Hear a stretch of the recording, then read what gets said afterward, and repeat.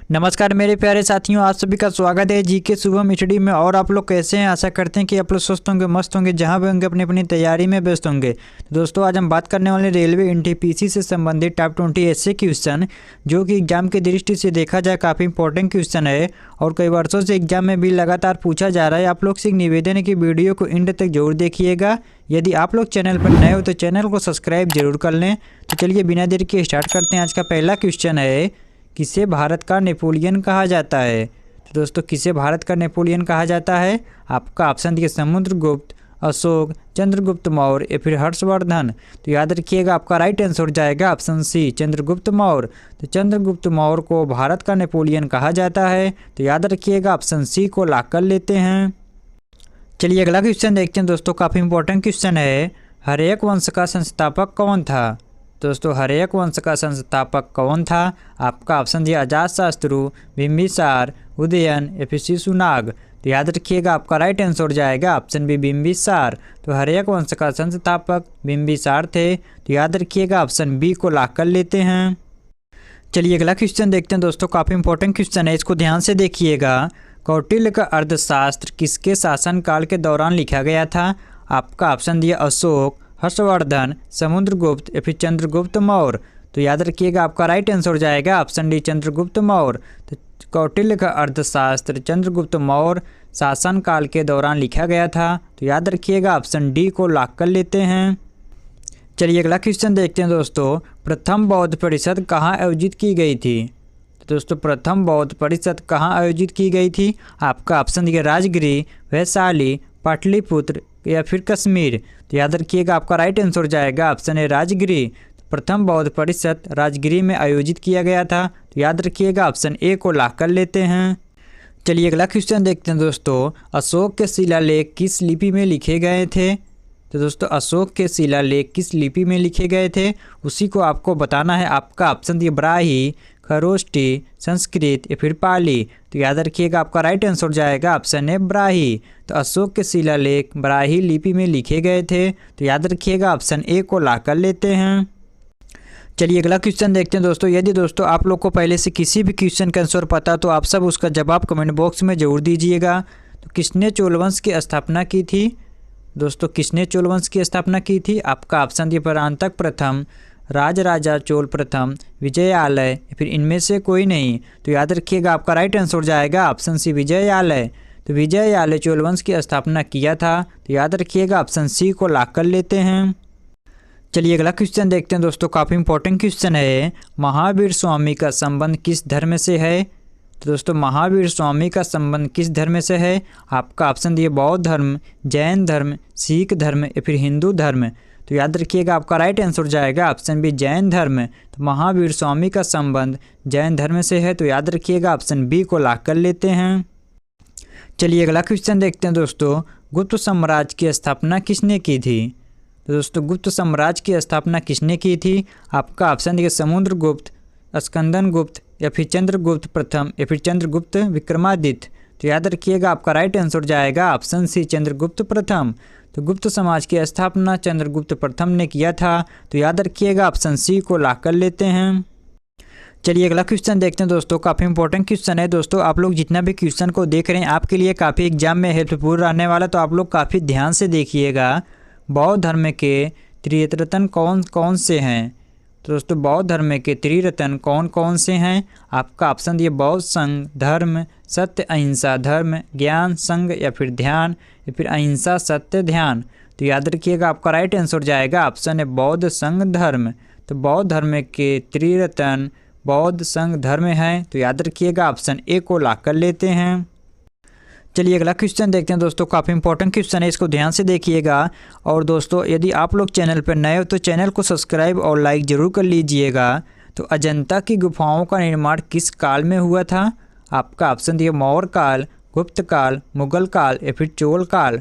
तो याद रखिएगा आपका राइट आंसर हो जाएगा ऑप्शन बी, गुप्त काल। तो अजंता की गुफाओं का निर्माण गुप्त काल में हुआ था। तो याद रखिएगा ऑप्शन बी को लॉक कर लेते हैं।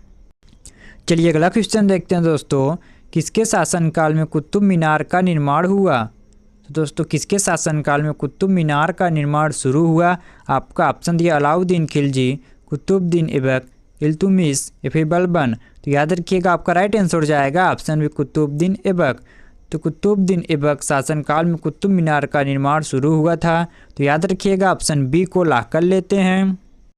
चलिए अगला क्वेश्चन देखते हैं दोस्तों, काफ़ी इंपॉर्टेंट क्वेश्चन है। दिल्ली सल्तनत की स्थापना किसने की थी? तो दोस्तों दिल्ली सल्तनत की स्थापना किसने की थी? आपका ऑप्शन दिया अलाउद्दीन खिलजी, कुतुबुद्दीन ऐबक, मोहम्मद बिन तुगलक या फिर इनमें से कोई नहीं। तो याद रखिएगा आपका राइट आंसर जाएगा ऑप्शन बी कुतुबुद्दीन ऐबक। तो दिल्ली सल्तनत की स्थापना कुतुबुद्दीन ऐबक ने किया था। तो याद रखिएगा ऑप्शन बी को लॉक कर लेते हैं। चलिए अगला क्वेश्चन देखते हैं दोस्तों, बख्तियार खिलजी ने नालंदा विश्वविद्यालय को किस वर्ष नष्ट किया? दोस्तों बख्तियार खिलजी ने नालंदा विश्वविद्यालय को किस वर्ष नष्ट किया? आपका ऑप्शन दिया 1193 ईस्वी, 1206 ईस्वी, 1236 ईस्वी या फिर 1241 ईस्वी। तो याद रखिएगा आपका राइट आंसर जाएगा ऑप्शन ए 1193 ईस्वी। तो बख्तियार खिलजी ने नालंदा विश्वविद्यालय को 1193 ईस्वी में नष्ट किया था। तो याद रखिएगा ऑप्शन ए को लॉक कर लेते हैं। चलिए अगला क्वेश्चन देखते हैं दोस्तों, भारत में ईस्ट इंडिया कंपनी का शासन कब शुरू हुआ? तो दोस्तों भारत में ईस्ट इंडिया कंपनी का शासन कब शुरू हुआ? आपका ऑप्शन दिया 1600, 1757 या फिर 1858 या 1947। तो याद रखिएगा आपका राइट आंसर हो जाएगा ऑप्शन बी 1757। तो भारत में ईस्ट इंडिया कंपनी का शासन 1757 ईस्वी में शुरू हुआ था और प्लासी की लड़ाई के बाद, तो दोस्तों प्लासी की लड़ाई के बाद वही ईस्ट इंडिया कंपनी का शासन 1757 ईस्वी में शुरू किया गया था। तो याद रखिएगा ऑप्शन बी को लॉक कर लेते हैं। चलिए अगला क्वेश्चन देखते हैं दोस्तों, 1857 के विद्रोह का नेतृत्व दिल्ली में किसने किया?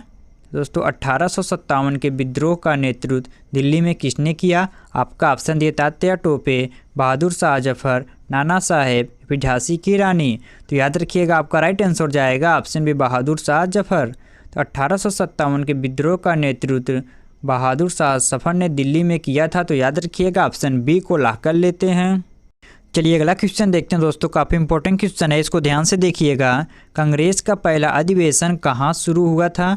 आपका ऑप्शन दिया कोलकाता, मुंबई 1885 में, इलाहाबाद या फिर लखनऊ में। तो याद रखिएगा आपका राइट आंसर जाएगा ऑप्शन बी मुंबई 1885 में। तो कांग्रेस का पहला अधिवेशन मुंबई में 1885 ईस्वी में शुरू किया गया था। तो याद रखिएगा ऑप्शन बी को लॉक कर लेते हैं। चलिए अगला क्वेश्चन देखते हैं दोस्तों, बौद्ध धर्म में चौथी बौद्ध परिषद कहाँ आयोजित की गई थी?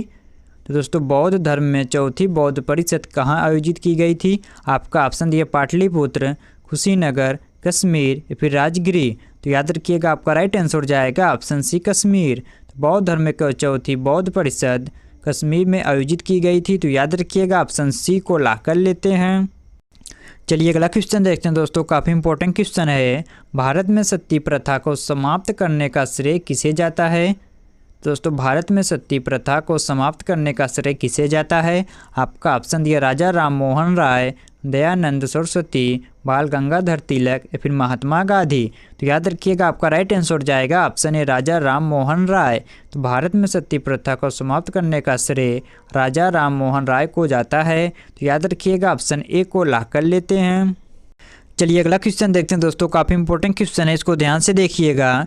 अकबर के दरबार के नवरत्नों में से कौन प्रसिद्ध इतिहासकार थे? आपका ऑप्शन दिया अबुल फजल, टोडरमल, तानसेन फिर बीरबल। तो याद रखिएगा आपका राइट आंसर जाएगा ऑप्शन है अबुल फजल। तो अकबर के दरबार के नवरत्नों में से प्रसिद्ध इतिहासकार अबुल फजल थे। तो याद रखिएगा ऑप्शन ए को लॉक कर लेते हैं। चलिए अगला क्वेश्चन देखते हैं दोस्तों, काफ़ी इंपॉर्टेंट क्वेश्चन है। दूसरा बौद्ध परिषद किस स्थान पर हुआ था? आपका ऑप्शन दिया वैशाली, कुशीनगर, लुम्बिनी या फिर अमरावती। तो याद रखिएगा आपका राइट आंसर जाएगा ऑप्शन है वैशाली। तो दूसरा बौद्ध परिषद वैशाली स्थान पर हुआ था। तो याद रखिएगा ऑप्शन ए को लॉक कर लेते हैं। चलिए अगला क्वेश्चन देखते हैं दोस्तों, और आज का लास्ट क्वेश्चन है। कौन सी नदी दक्षिण गंगा के नाम से जानी जाती है?